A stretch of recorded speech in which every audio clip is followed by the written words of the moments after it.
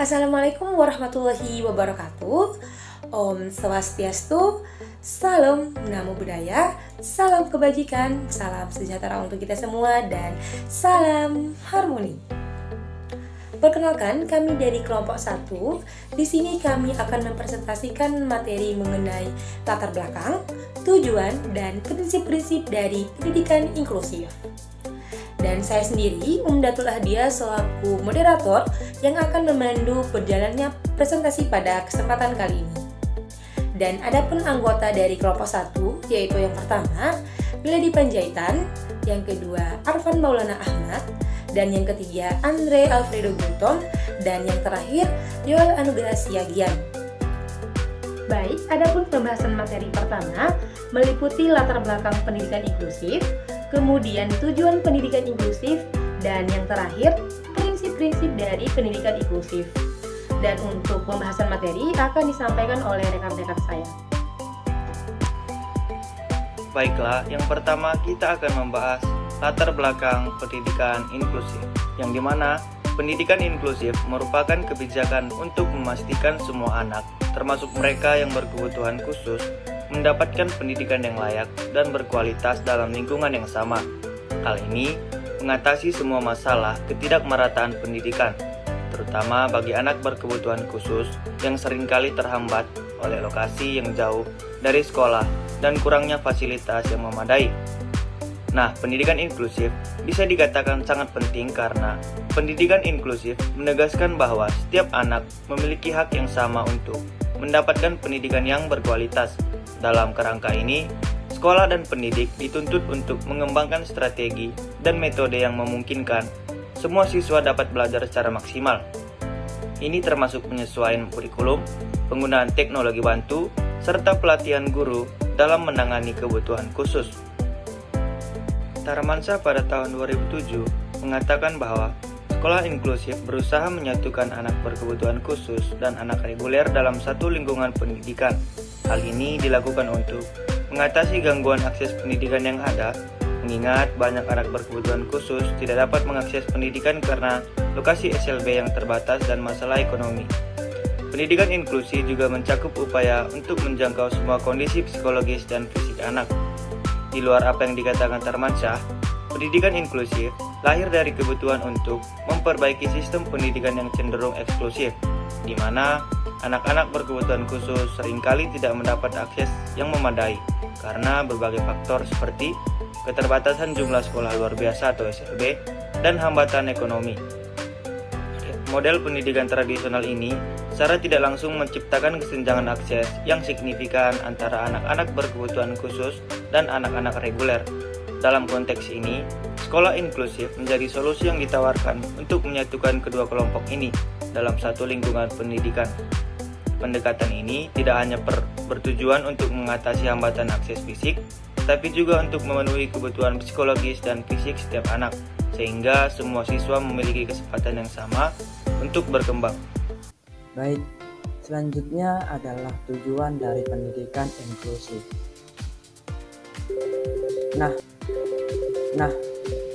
secara umum menurut Undang-Undang Dasar Nomor 20 Tahun 2003 Pasal 1 Ayat 1, secara umum pendidikan adalah usaha sadar dan berencana untuk mewujudkan suasana belajar dan proses pembelajaran yang baik agar peserta didik secara aktif dapat mengembangkan potensi pribadinya untuk memilih kekuatan spiritual keagamaan, pengendalian diri, kepribadian, kecerdasan, serta akhlak mulia dan keterampilan yang diperlukan dirinya, masyarakat, bangsa, dan negara. Nah, selain itu, oleh sebab itu, inti dari pendidikan inklusi ini adalah agar hak asasi manusia atas pendidikan dapat terbagi secara keseluruhan pada anak-anak yang mempunyai kekurangan. Nah, adapun ini bertujuan agar mereka dapat mempunyai hak untuk menerima pendidikan yang tidak mendiskriminasikan dengan kecacatan etnis, agama, bahasa, dan jenis kelamin, kemampuan, dan lain-lain juga berpengaruh. Nah, adapun tujuan praktis yang ingin dicapai dalam pendidikan inklusi meliputi tujuan langsung oleh anak oleh guru, oleh orang tua, oleh masyarakat. Nah, adapun yang pertama untuk anak yaitu yang pertama, berkembangnya kepercayaan pada diri anak, merasa bangga pada diri sendiri atas prestasi yang diolehnya. Tujuan ini diharapkan tercapai oleh anak agar mereka dapat mengikuti kegiatan belajar yang sangat baik serta dapat menunjang aktivitasnya. Kemudian yang kedua itu ada anak dapat belajar secara mandiri dengan mencoba memahami dan menerapkan pelajaran yang diperolehnya di sekolah ke dalam kehidupan sehari-hari. Nah, yang kedua yaitu terdapat anak mampu berinteraksi secara aktif bersama teman-temannya, guru, sekolah, dan masyarakat. Terkadang anak yang memiliki kebutuhan khusus atau kekurangan, mereka cenderung malu untuk bersosial. Yang keempat yaitu ada anak dapat belajar untuk menerima adanya perbedaan dan mampu untuk beradaptasi dalam menghadapi perbedaan tersebut. Nah, seperti itu. Selanjutnya yaitu ada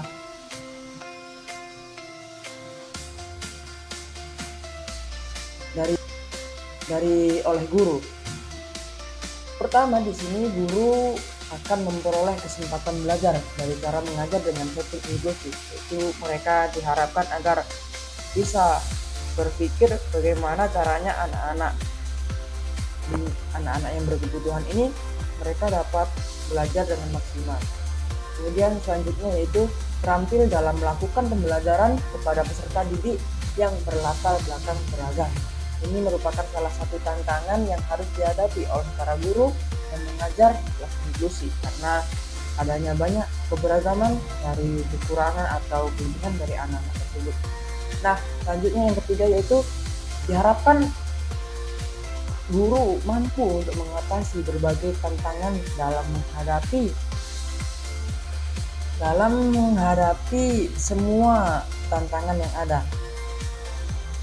Jadi para guru diharapkan dapat memberikan layanan penuh kepada semua anak, jadi tidak pilih kasih seperti itu.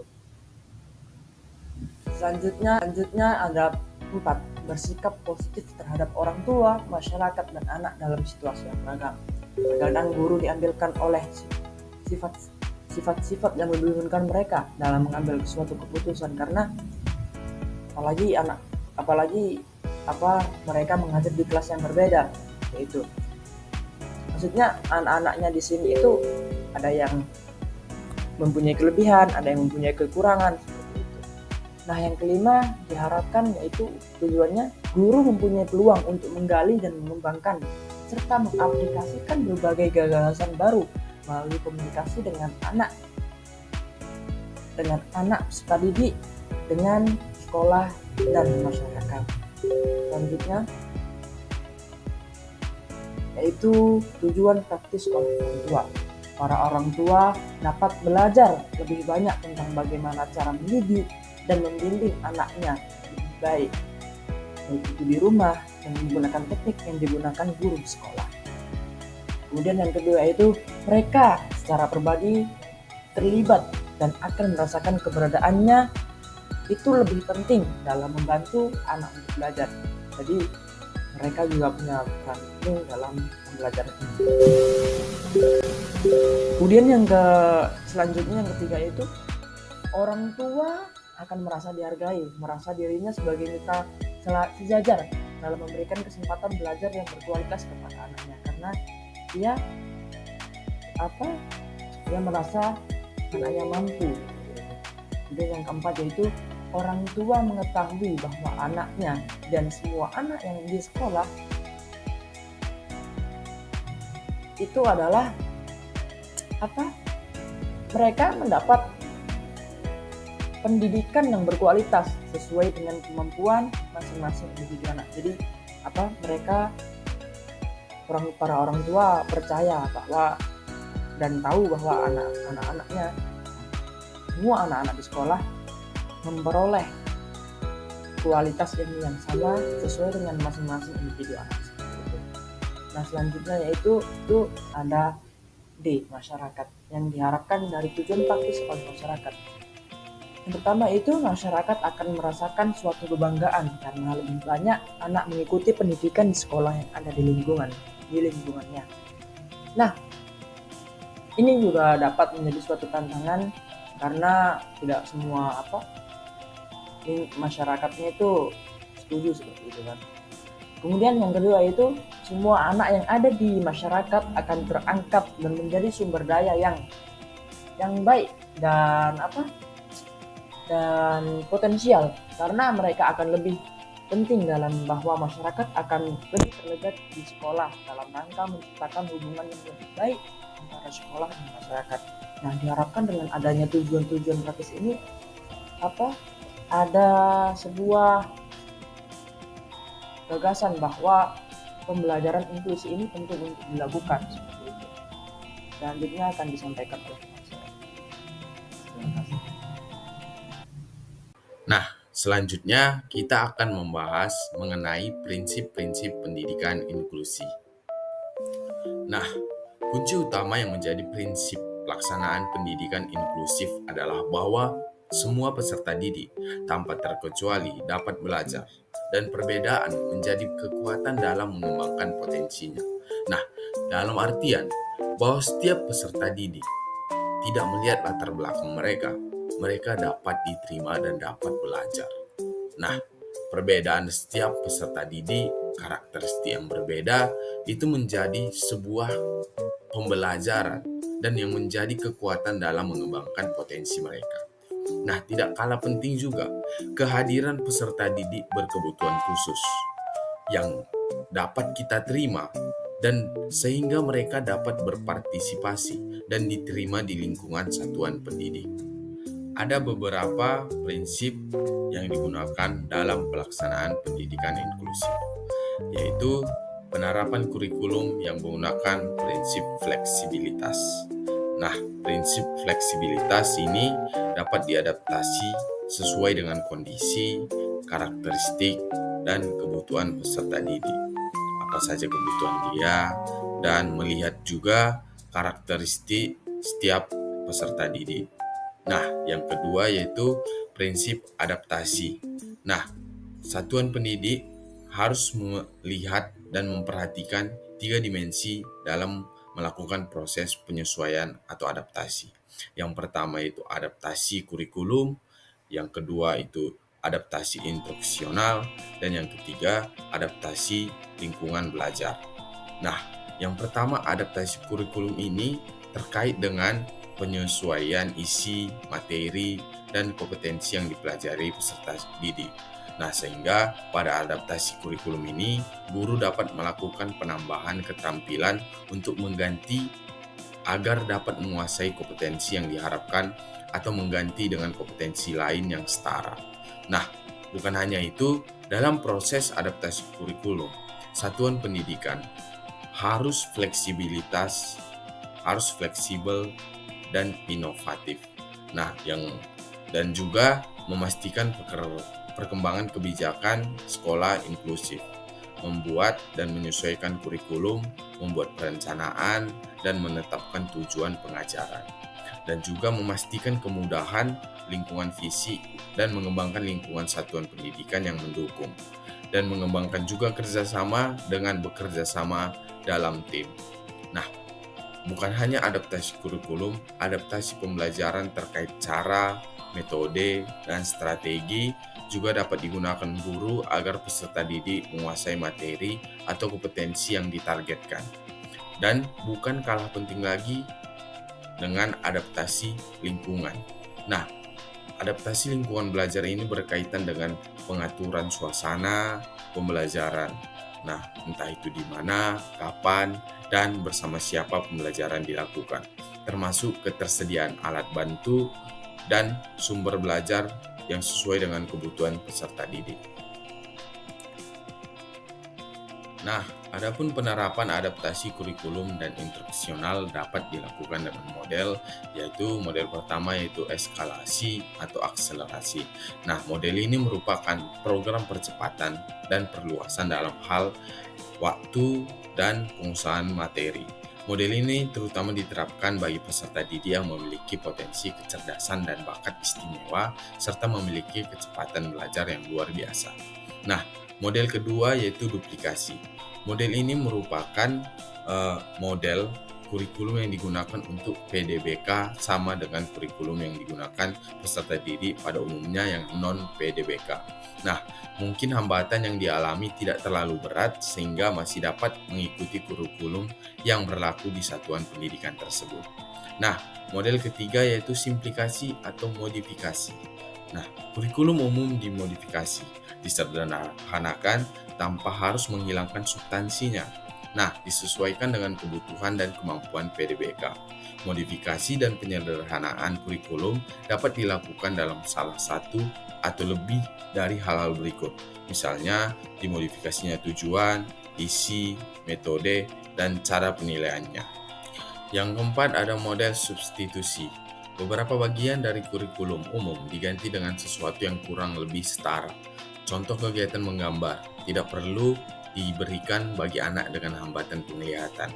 Diganti saja dengan kegiatan lain yang setara. Misalnya, menyanyi atau membuat patung dari bahan yang lunak. Contoh lain misalnya anak dengan hambatan pendengaran. Mungkin tidak perlu mengikuti pelajaran listening comprehension yang dapat diganti dengan kegiatan lain yang setara, misalnya mengarang atau menulis cerita. Nah, model kelima yaitu omisi. Beberapa aspek tertentu kurikulum umum di sebagian besar ditiadakan menyesuaikan dengan karakteristik dan kemampuan peserta didik berkebutuhan khusus.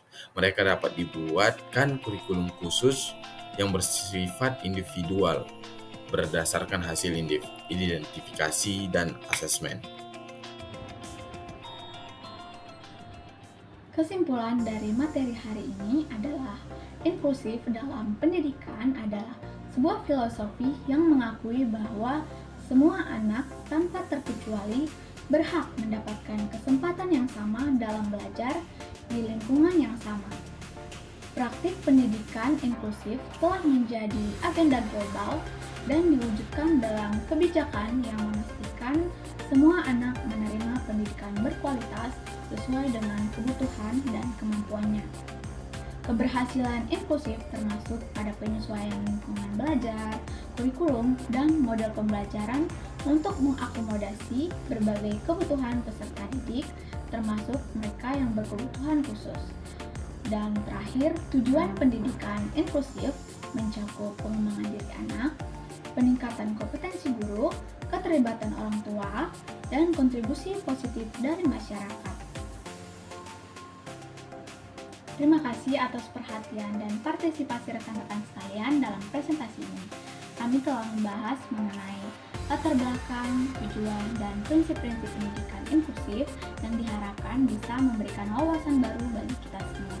Kami berharap apa yang telah kami sampaikan dapat bermanfaat dan menjadi bahan pertimbangan dalam kehidupan kita.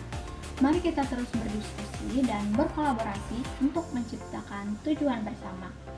Dan sebelum kami akhiri, izinkan kami menutup presentasi ini dengan sebuah pantun. Buah cempedak di atas meja, makanlah dengan si buah duku. Cukup sekian dari kami saja, sampai berjumpa di lain waktu. Dadah!